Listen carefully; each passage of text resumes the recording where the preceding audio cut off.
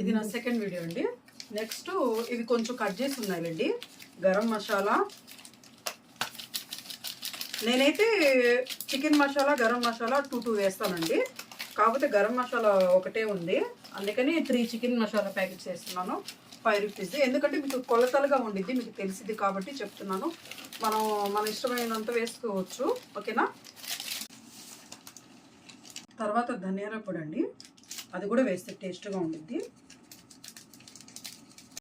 ధనియాల పొడి ఎక్కువగా ఉండిద్ది కాబట్టి, ఓకేనా. తర్వాత ఎగ్స్ 4 ఎగ్స్ వేస్తాను అనమాట.